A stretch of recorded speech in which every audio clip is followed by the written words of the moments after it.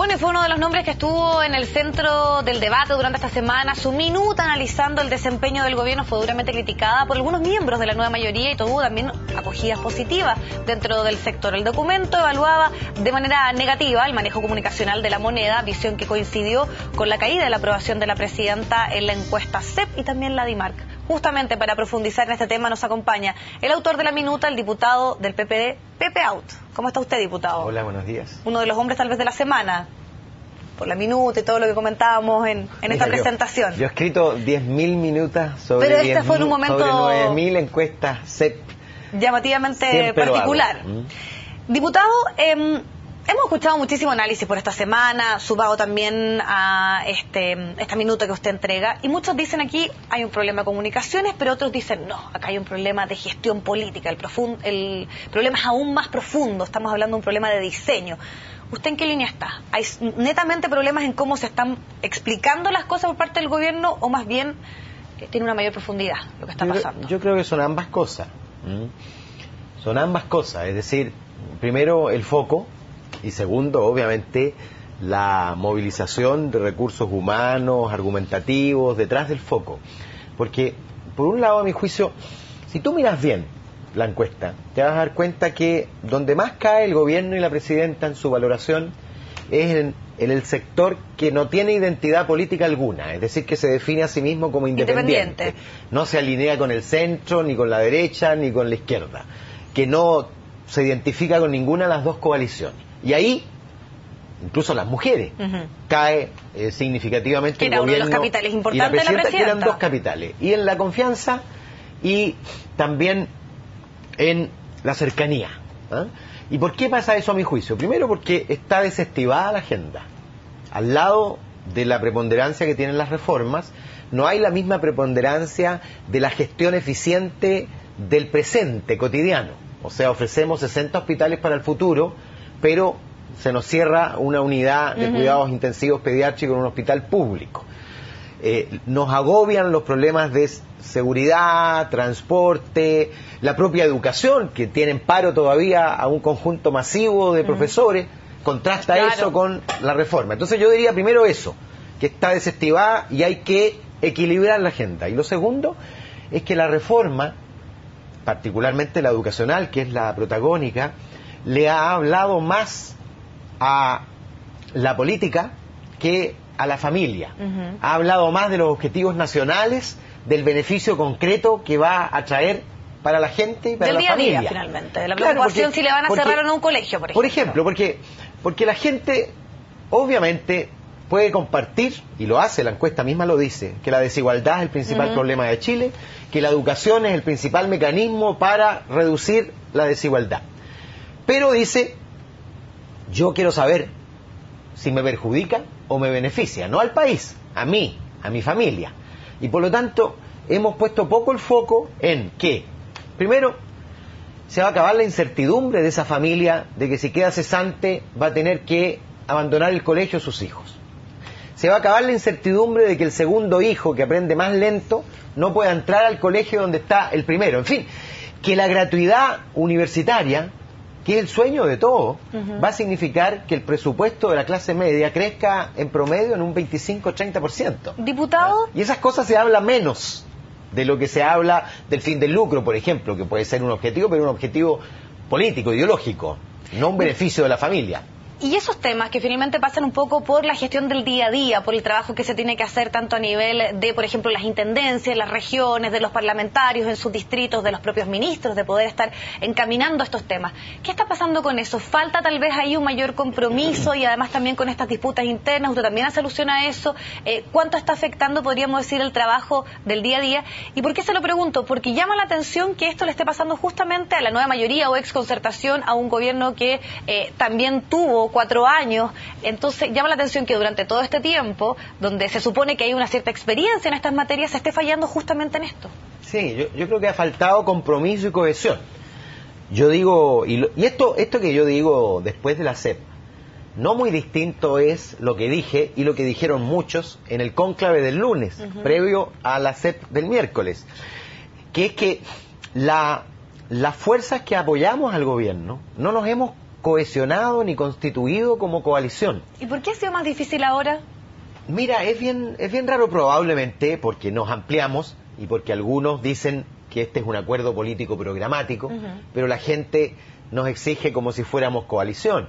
Y no puede ser que este conglomerado se reúna solo los lunes a instancias del gobierno y no se junte a procesar sus diferencias, a tener a veces incluso posiciones comunes frente al gobierno, a generar campañas de difusión propias, no solo las gubernamentales con todos los problemas que tienen, tú sabes, sino que nosotros. Por ejemplo, yo he puesto 60 lienzos, 20 de apoyo a la reforma tributaria, 20 de apoyo a la reforma educacional y 20 por el fin al binominal en mi territorio, en Maipú, Cerrillos y Estación Central. ¿Por qué no todos los parlamentarios hacemos lo mismo? ¿Y por qué no ponemos nuestro nombre al lado de la ¿Por qué esa escasez de compromiso, cree usted? ¿O esa falta de convicción y de unión por parte de los parlamentarios de la nueva mayoría? Mira, yo creo que la política se ha ido convirtiendo en una cuestión de, por un lado, clientelas, la gente recorre su gente, en fin, y luego mira a través de la televisión lo que ocurre.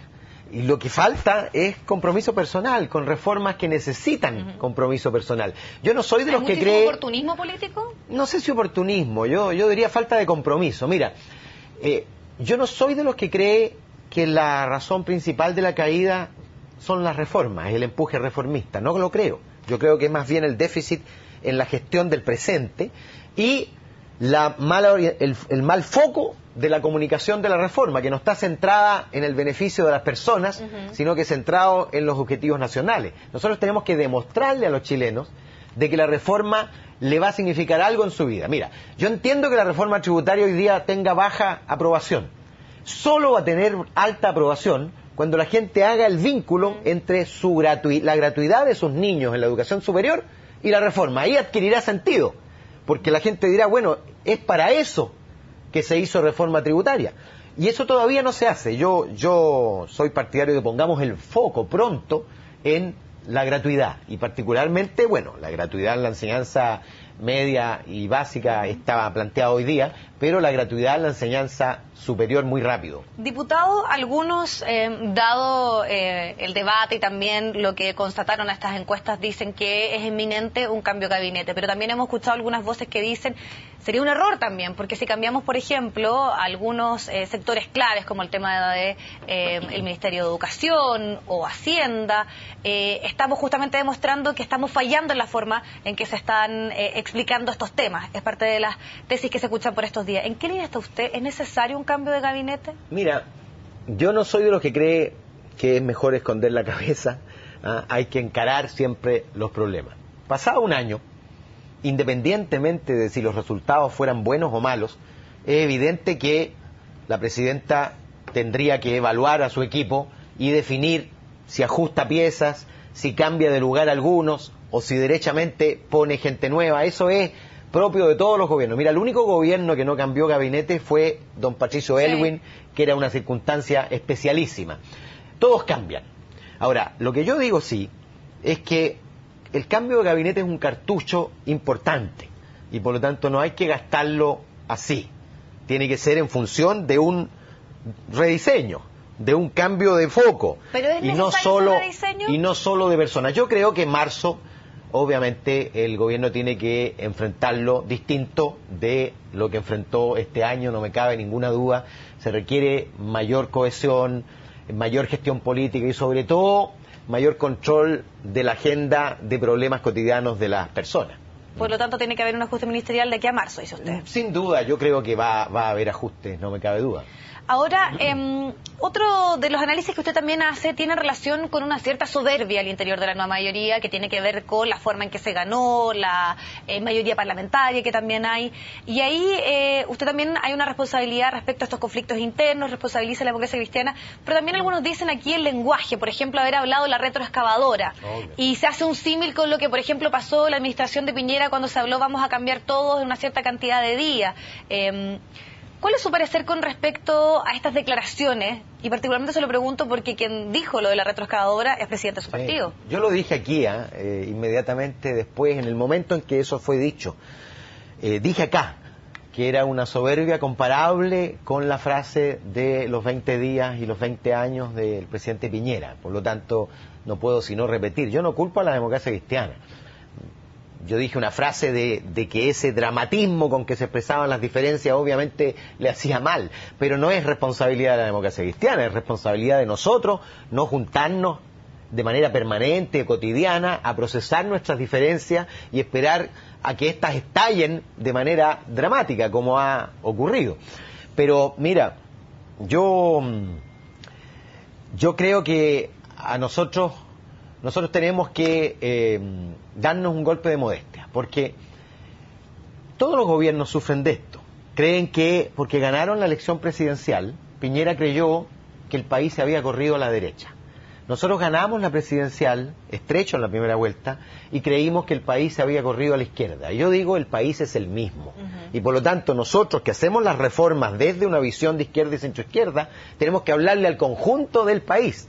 Y el conjunto del país, lo dice la encuesta, el 57% no está ni en la izquierda, ni en la derecha, ni en el centro. Sino que se consideran apolíticos independientes. El 64% desconfía de nosotros, cree que los políticos estamos solo para nuestros intereses y privilegios. La mitad, el 49%, cree que los servidores públicos están todos o casi todos o muchos involucrados en corrupción. Es a ese país al que le tenemos que hablar. Y por lo tanto, no hay que hablarle solo desde la ideología, tenemos que hablarle desde la solución a sus problemas. Y desde el presente, no solo desde los compromisos futuros, porque yo veo en mi territorio, mira, la gente dice, pero ¿para qué van a construir nuevos hospitales? Hagan funcionar bien el de Maipú.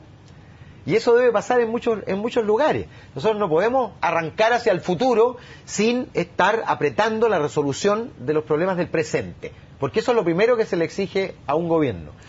Diputado, otra cosa que se ha visto y que ha quedado relativamente reflejado en lo que va del gobierno es tal vez poca sintonía o comunicación entre lo que son los partidos políticos y el gobierno, el gabinete. Y se lo pregunto también porque se ha hablado por estos días muchísimo del círculo más cercano a la presidenta, que solamente los escucha a ellos, que hay poca posibilidad de que los presidentes de los partidos tengan una relación mucho más directa. Algunos también critican lo que usted dice, que finalmente el comité político se reduce a eso y no hay una mayor relación.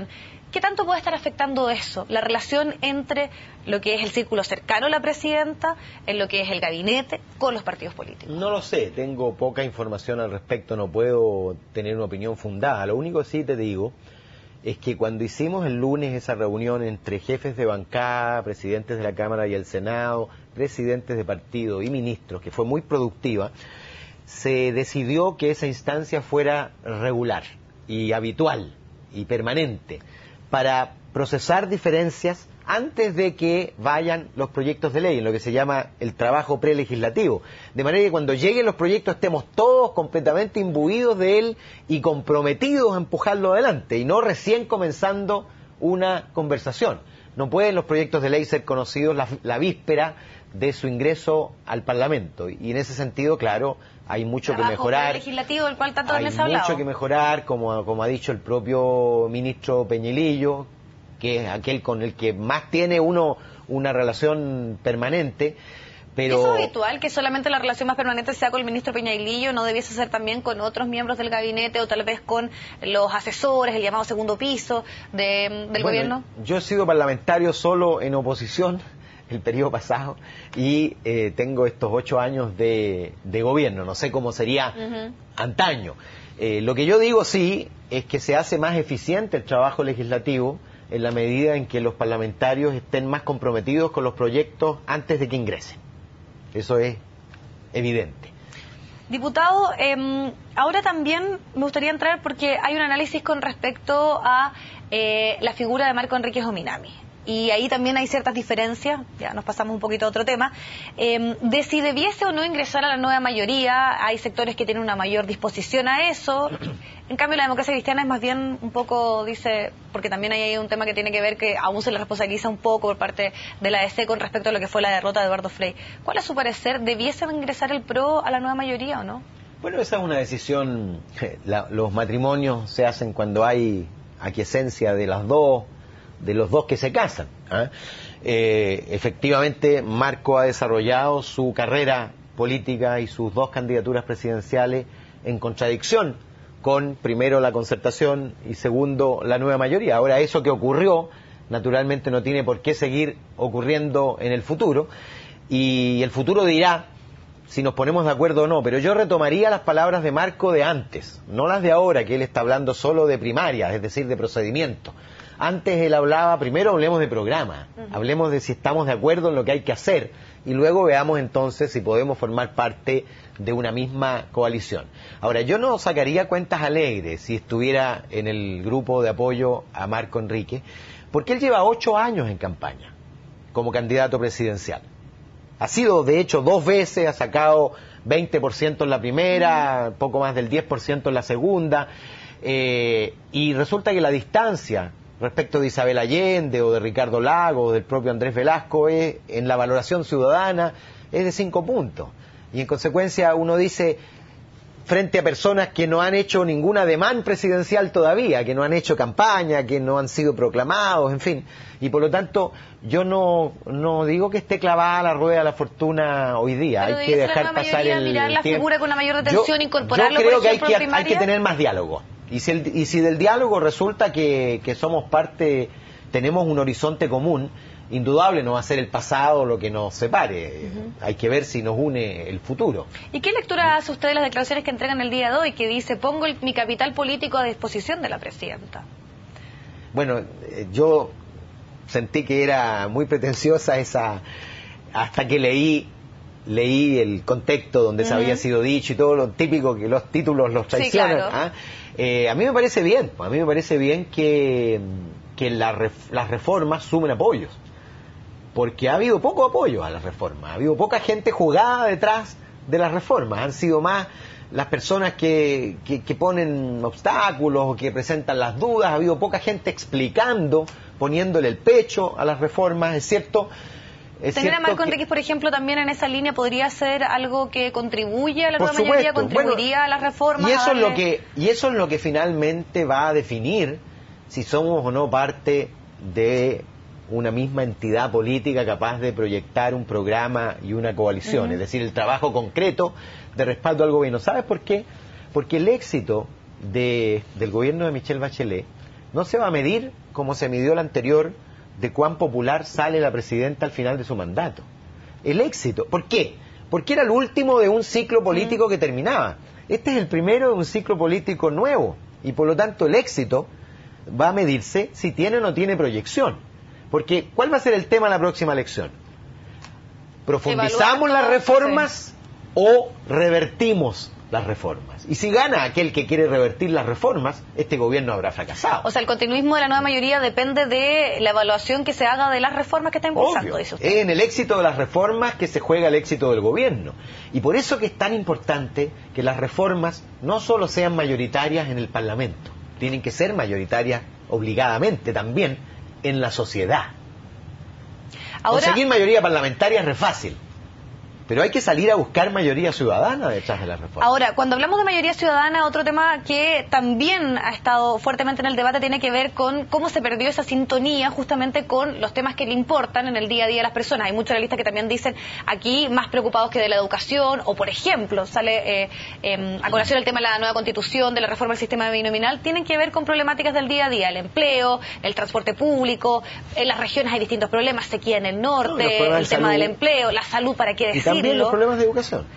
¿Qué pasa con eso entonces? Cuando finalmente uno ve que la agenda tal vez se está concentrando en estos temas que hasta algunos dicen más bien le importan a los políticos, a la élite, y no con los problemas del día a día de los ciudadanos, del ciudadano de a pie, como se le llama también. Lógico, es que ese es el punto mayor, creo yo, esa es la intríngulis de la cuestión, como se dice. Porque, ¿por eso fue un error entonces el tema de la nueva constitución y el cambio binominal? No, de ninguna manera. Porque uno lo que tiene que hacer es equilibrar la agenda. No se trata de abandonar convicciones políticas que tú sabes van a ser fundamentales para el futuro democrático de Chile. El cambio del régimen electoral, y yo he estado en eso toda la vida, es fundamental para una sociedad distinta. El cambio, la nueva constitución es fundamental para el futuro de Chile. La nueva constitución yo no la imagino hecha por la mayoría para aplastar a la minoría. como fue hecha en dictadura, más bien por una minoría para aplastar a la mayoría.